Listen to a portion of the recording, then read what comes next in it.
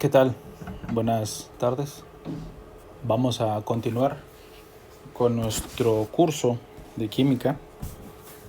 Lo que veremos el día de hoy será comenzar con la nomenclatura, que básicamente consiste en asignar los nombres a los compuestos químicos.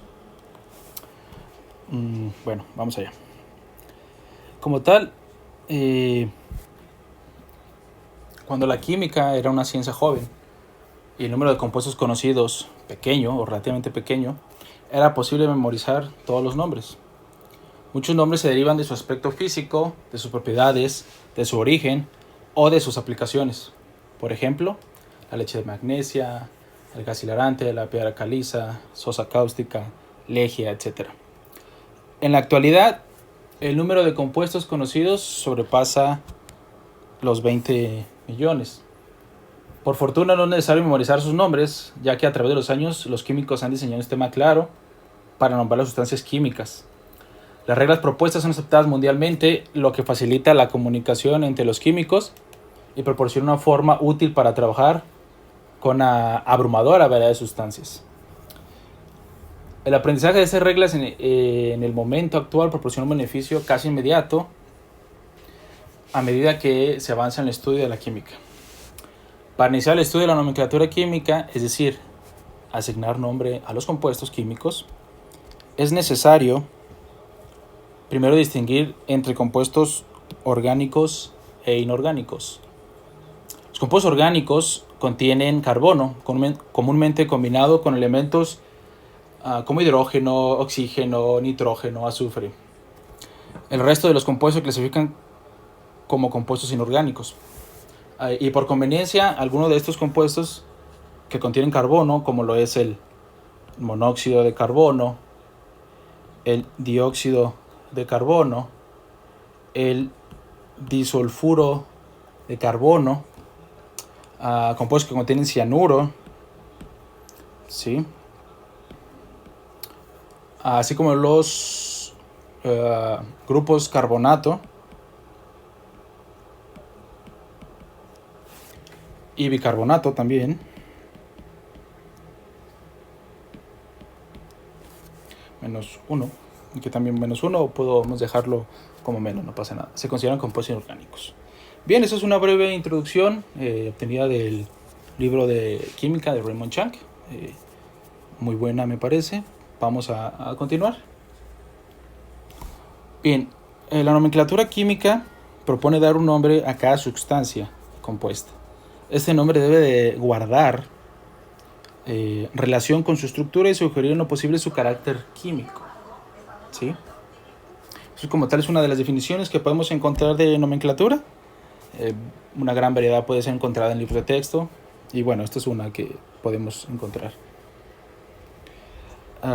Antes de comenzar a hablar formalmente de los diferentes compuestos, me gustaría detallarle lo que es una función química, que lo tengo aquí. En química, el grupo funcional de algunas sustancias compuestas que poseen propiedades químicas semejantes, de menos propiedades funcionales, reciben el nombre de función química. Bien, como tal en nuestro curso vamos a comenzar o vamos a dar estudio a diferentes familias, ¿sí?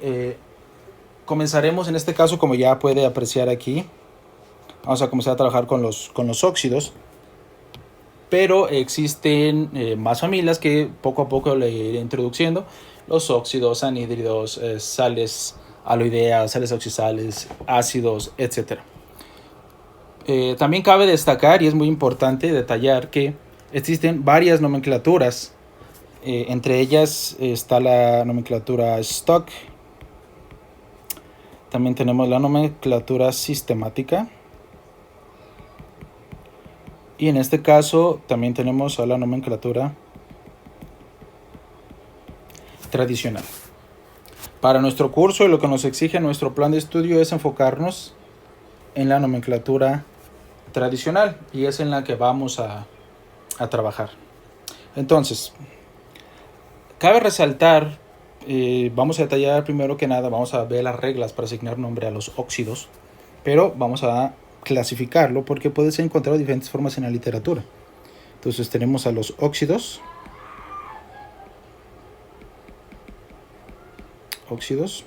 Déjeme subir esto hacia arriba porque creo que voy a ocupar más espacio.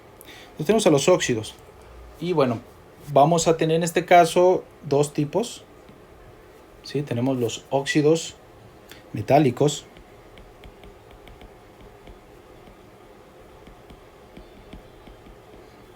Que como su nombre lo indica, es cuando se une oxígeno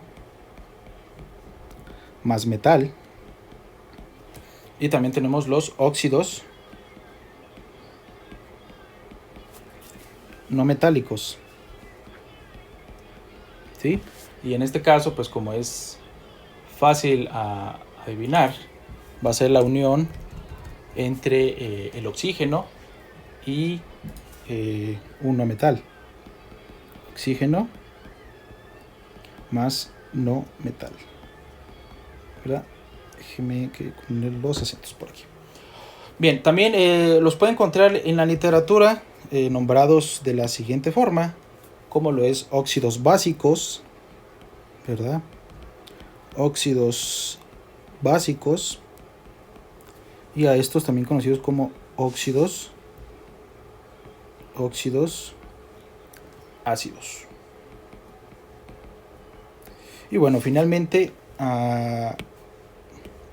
una forma final, digamos, de encontrarlo en la literatura es como óxidos y anhídridos, que es la que yo voy a usar y la que a mí me gusta, inclusive, óxidos y anhídridos.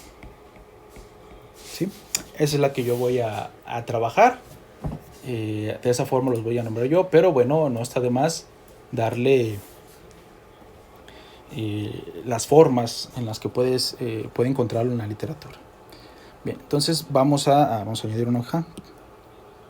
Bien, vamos a primero que nada comenzar con la formación entonces de los óxidos. Y como ya lo detallamos, para formarlo necesitamos oxígeno más metal para producir un óxido.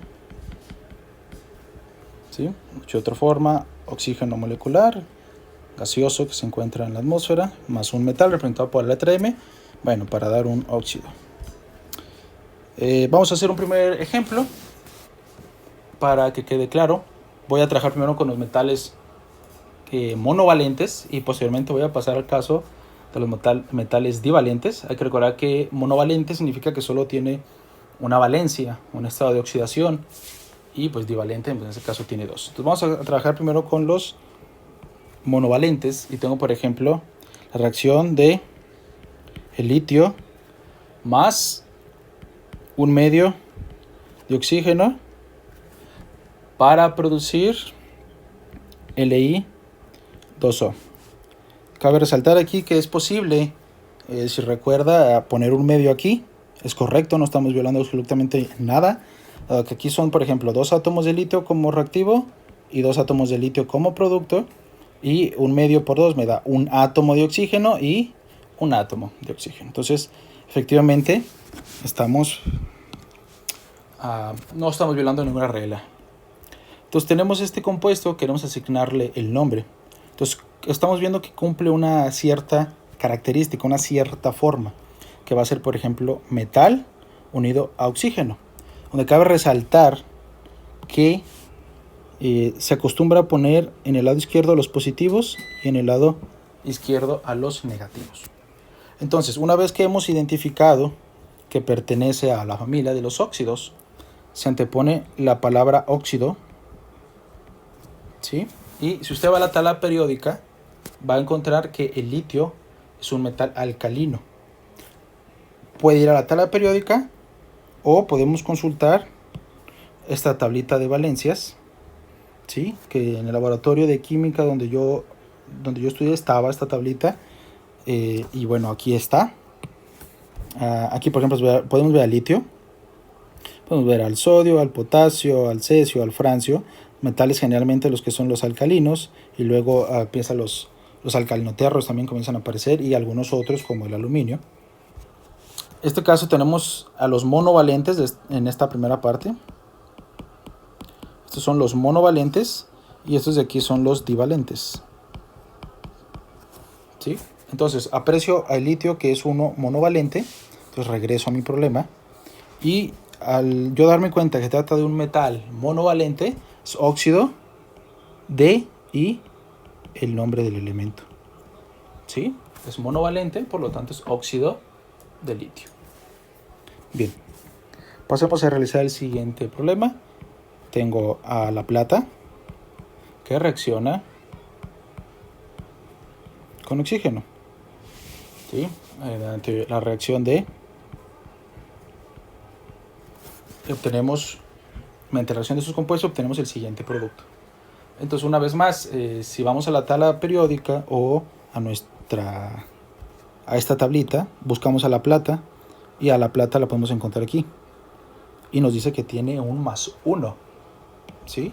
Entonces, el nombre de ese compuesto, al ser monovalente, sería óxido de plata. ¿Sí? Correcto. Vamos a seguir con el siguiente problema, en el que tengo, por ejemplo, ahora al sodio más combinando un 2, un medio de oxígeno para producir Na2O. Igual, nueva cuenta, puede checar en la tabla que el sodio es un metal monovalente. Vamos a buscarlo. Sodio, aquí está, efectivamente, monovalente, solo tiene un estado de oxidación. Por lo tanto, el nombre de este compuesto es óxido de sodio. Entonces, si se da cuenta, realmente es muy sencillo dar un nombre a este tipo de compuestos. Vamos a hacer un par de ejercicios más para que quede claro. Ahora vamos a trabajar con el bario más, igual otra vez estamos haciendo corrección con oxígeno, obteniendo como producto este compuesto. Vamos a la tablita y podemos encontrar bario. Lo buscamos y aquí está el bario. ¿Sí? Entonces yo ya sé que tiene un estado de oxidación de +2, por lo tanto así ya queda completamente neutro.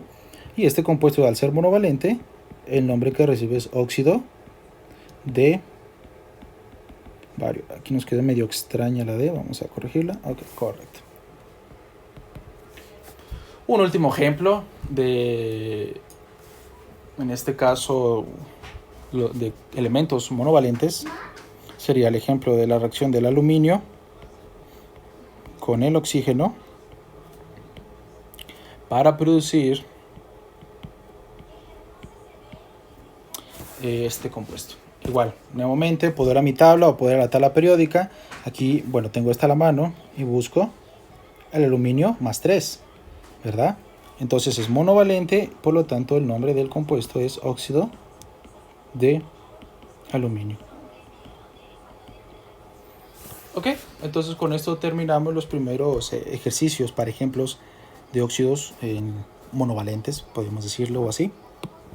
Y bueno, se puede estar preguntando el por qué en algunos compuestos, por ejemplo, aquí aparece un 2, un 2, un 2, aquí un 1, aquí un 2, y para el oxígeno un 1, un 1, un 1, un 1 y un 3. Bien, eso se debe a las cargas, al estado de oxidación. Como lo vimos en la clase pasada, debe de ser neutro el compuesto. Ahora vamos a partir de otra forma de formar a los compuestos. Le voy a dar el nombre y le voy a pedir que me quede la estructura. Es decir, vamos a ver el número 6. Tengo al óxido de zinc. Me andaba olvidando aquí de los acentos. Óxido de zinc. Bien, en este caso nos están pidiendo la fórmula del compuesto, ¿sí? Y nos están asignando el nombre. Entonces, primero que nada, ¿cuál sería la estrategia? Bueno, yo ya sé que es óxido de zinc, tiene zinc y tiene al oxígeno. Simplemente, entonces digo zinc, ¿verdad? Y oxígeno. Entonces, yo ya sé que el oxígeno de las clases pasadas sabemos, voy a poner aquí en un color rojo, que es -2 su estado de oxidación. Para que la molécula sea neutra, aquí debe de ser +2. ¿Sí? Yo puedo buscar al zinc en mi tabla y efectivamente el zinc tiene un estado de oxidación que es de +2. Entonces, ese sería la fórmula para el óxido de zinc. Me pudieran dar, por ejemplo, otro compuesto. Vamos a anotarlo por aquí. Sería el óxido de galio. Y me están pidiendo de nueva cuenta que cree la fórmula a partir del nombre. Entonces la estrategia a seguir es exactamente la que vimos ahorita. Entonces yo ya sé que mi compuesto va a tener galio y va a tener oxígeno, ¿verdad? Entonces, yo ya sé que el estado de oxidación del oxígeno es -2 y el galio lo voy a buscar por aquí en mi tabla. Y bueno, aquí no aparece el galio. Si usted lo busca, no aparece, pero lo podemos buscar en la tabla periódica. Por acá yo tengo una tabla periódica, una aplicación. Sí, aquí lo puedo buscar, galio. Voy a ir a información y busco aquí dice nivel de oxidación, que se refiere al estado de oxidación, y dice que es de 3. Entonces regreso acá a mi problema y le coloco el estado de oxidación de +3. Entonces si hacemos el conteo ahorita, es claro que no va a ser neutro. Entonces vamos a comprobarlo. Aquí hago la multiplicación cruzada. ¿Sí? Entonces aquí queda 3 por 1, 3. Y aquí hago esta multiplicación 2 por 1. Esto sería para balancear las cargas, y así quedaría de forma correcta, porque si hacemos aquí la suma, nos daría +1. Entonces al hacer la multiplicación cruzada, lo que vamos a hacer es obtener una molécula neutra. ¿Sí? Entonces vamos a anotarlo. 2 por 1, 2, como lo mencioné ya, y 3 por 1, 3.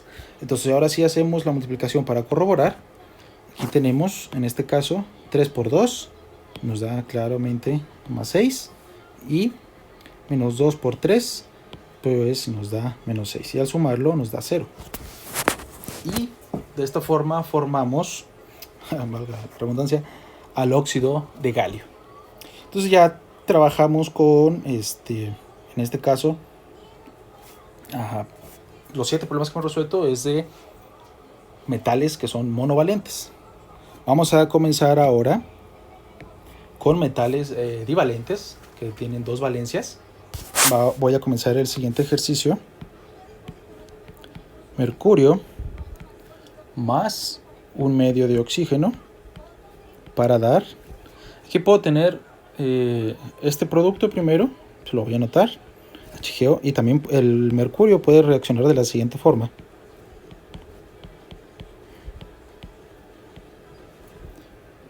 Sí, para dar el siguiente compuesto.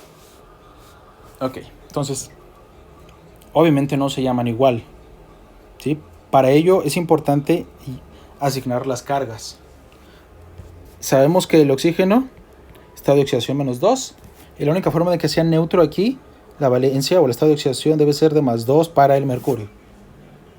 Bien, en el siguiente ejemplo, igual es -2, pero como aquí yo ya tengo un 2, simplemente necesito un +1. Puede corroborar las cargas. Aquí tengo 2 por el 1 de aquí me da 2, y -2 por el 1 de aquí me da -2, entonces me da 0. Es neutro. Y aquí también 1 por este 2 me da +2, y -2 por el 1 de aquí me da -2, y al sumarlos me da 0. Entonces ambos compuestos son factibles de existir. ¿Cuál sería el nombre? Igual, bueno, ya sabemos que ambos se trata de óxidos, ¿verdad? Pero en el caso de si fuera un metal monovalente, después de la palabra óxido venía el D y el metal. En este caso no vamos a hacer eso, sino que vamos a venir a la tabla. Voy a buscar en este caso el mercurio y voy a poner al prefijo que aparece aquí Y según el estado de oxidación que esté usando, aquí busco el mercurio, por ejemplo, y es +1 y +2. Entonces va a ser mercurio y oso. En este caso es +1. Entonces vengo para acá y digo óxido. En el que es +1 es mercurioso. Es cuando es +1. ¿Sí? Checamos por aquí. Mercurioso. ¿Sí? Y en el otro caso sería mercúrico, cuando es +2. Entonces lo coloco. Mercúrico. Hay que recordar que estamos usando la nomenclatura tradicional, que es la que nos pide cumplir, en este caso, nuestro programa. ¿Sí? Entonces, como se puede apreciar, no es complicado tampoco asignar o hacer dar nombre a estos compuestos. Pues simplemente es que seguir las reglas, son muy sencillas. Vamos a seguir con otro ejemplo, el número 10. Ya simplemente me voy a dedicar a poner la fórmula. ¿Sí? Tengo este compuesto y este compuesto. Me piden que asigne el nombre. Para asignar el nombre necesito conocer las cargas, específicamente la de los metales, porque yo ya sé que este es -2 y este debe ser forzosamente +1. Este es -2 y este es +1. Entonces, si usted hace el conteo, va a darse cuenta que es +1 por 2 me va a dar +2, y -2 por 1 me va a dar -2, y al sumarlo me va a dar 0. Y, caray, aquí cometí un error, aquí es +2, ¿sí? Para que sea neutro. Entonces me da +2 por el 1, +2, -2 por el 1 de aquí, -2, y efectivamente ambos son neutros. La única diferencia radica en el hecho de que este compuesto, el número 10, tiene un estado de oxidación +1 y en el número 11 tenemos un estado de oxidación +2. Entonces, bueno, yo ya sé, me da cuenta que estamos hablando de óxidos, ¿verdad? Es óxido y óxido. Y en igual que en el caso anterior, voy a mi tablita, busco el cobre y aquí está, mire, cobre, sus dos estados de oxidación. El prefijo que voy a usar es cupr. Cuando es +1 va a ser cuproso y cuando es +2 va a ser cúprico. ¿Sí? Entonces, cuando es +1 va a ser, recordando, cuando es +1 es cuproso. Entonces, óxido, cuproso. Dicho de otra forma, es la valencia más baja, o estado de oxidación más bajo. La terminación va a ser oso, si se puede dar cuenta. Y aquí también lo puede ver. Y en la más alta, la terminación va a ser ico. Entonces va a ser óxido cúprico. Excelente. Vamos muy bien. Vamos a pasar a los últimos problemitas que voy a dar en este caso como explicación. Y vamos ahora a darle el nombre de dos compuestos y le voy a pedir la estructura. ¿Sí? Entonces vamos a partir del óxido ferroso y del óxido férrico. ¿Sí? Entonces, la estrategia, al igual que en el caso anterior, es similar.